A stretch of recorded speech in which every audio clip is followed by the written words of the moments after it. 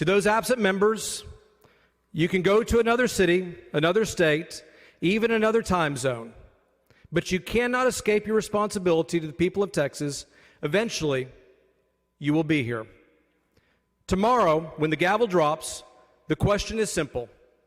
Will you be in that chair to vote for these critical disaster recovery bills, or will you be remembered as one who did not show up?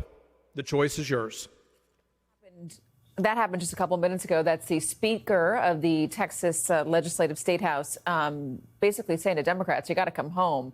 Once again, though, the State House has failed to reach a quorum on their special session, which means it's on pause. It has been more than a week now since about 50 Democratic lawmakers fled the state to block Republicans' redistricting effort. And with about 8 days left in this special session, Governor Greg Abbott is warning he is willing to drag this fight out for as long as he needs to.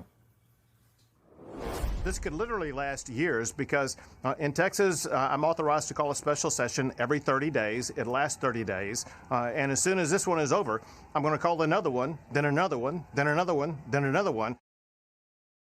Joining us now from Illinois, Democratic State Representative James Tallarico, who represents District 50, which includes much of Austin. Thank you so much for being here. Where are you right now? Well, we're here in Illinois and thankful to the people of Illinois for their hospitality and their friendship at this critical moment in our country's history. You know, my colleagues and I have gotten a lot of threats from some very powerful people. Donald Trump has threatened to send the FBI to come find us. Greg Abbott has threatened to remove us from our duly elected positions in the Texas legislature. And Ken Paxton sent out a tweet to his many followers asking them to, quote, hunt us down. And it's probably why we've gotten multiple bomb threats at the hotel where we're staying. Thankfully, my colleagues and I are safe, and we are undeterred because this is a lot bigger than us. It's a lot bigger than our security. This is about whether or not people will have fair representation, whether there will be fair elections in 2026, whether people, all kinds of people, Democrats, independents, and Republicans alike, whether they can hold the most powerful politicians in our country accountable. That's what this is all about. And it's why we remained dead set on our goal to end this corrupt process and kill these rigged maps. You heard what Governor Abbott said, that he's going to keep on extending a special session for as long as he needs to. Are you prepared to stay there in Illinois or out of Texas at the very least for years? Well, my colleagues and I are taking this one special session at a time. We can get lost thinking about all the hypotheticals because there's a lot of variables here.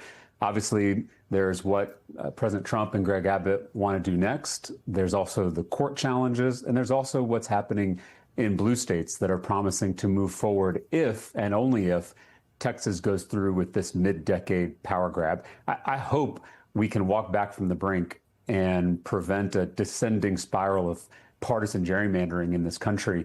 But if one side is intent on cheating, if one side is intent on rigging the next election and silencing my constituents' voices in the democratic process, then we're going to do everything we can to stop that. That's what I was elected to do. I swore an oath not to Donald Trump, but to the Constitution, and I plan on fulfilling that oath.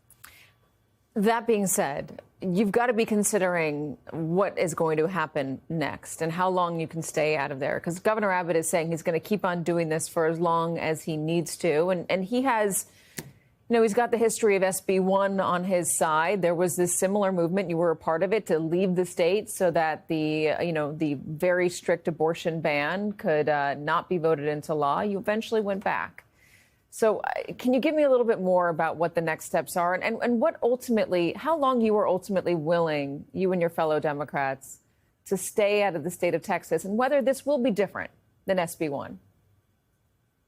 Well, so a few things. When we broke quorum back in 2021 over the voter suppression bill, we were able to shine a national and international spotlight on what the Republicans were doing in Texas, and that pressured them to take the worst parts out of that voter suppression bill.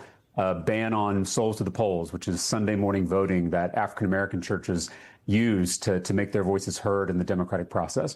A provision that would have allowed Republican politicians to overturn election results that they didn't like.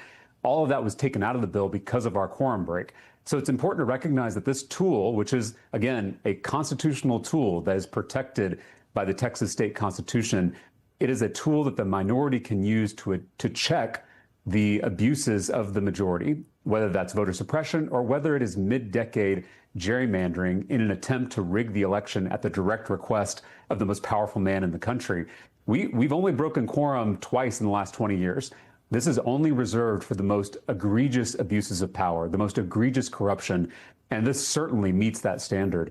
And so we're going to do everything we can to fight for the people of this state and this country. And I will tell you, we have already seen just in this first week, the amount of attention on this issue has skyrocketed. The number of Google searches about gerrymandering, about redistricting are through the roof. And suddenly the media is paying attention to this problem because of our quorum break. So regardless of how this ends up, we have already accomplished a huge feat that is now pressuring blue states to respond and wipe out any gains they could make. So you believe the pressure is going to be enough to get Texas to change their course if California, say, does a redistricting of their own and adds more seats in California, more democratically leaning seats in California, or New York does it, or Illinois does it, will you then go back? Will you then go back to Texas?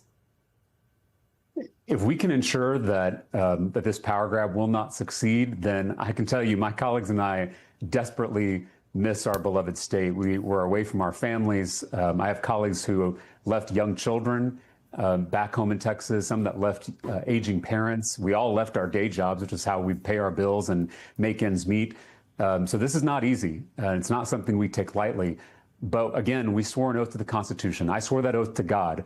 And I plan on fulfilling that oath regardless of what consequences may come, because this is a lot bigger than a R versus D, red versus blue fight. This really is about whether or not we're going to have a representative democracy next year and going forward. And I think that should alarm all of us, regardless of our party. Texas State Rep James Tallarico, thank you so much for joining us as always. Appreciate it. Thanks for having me.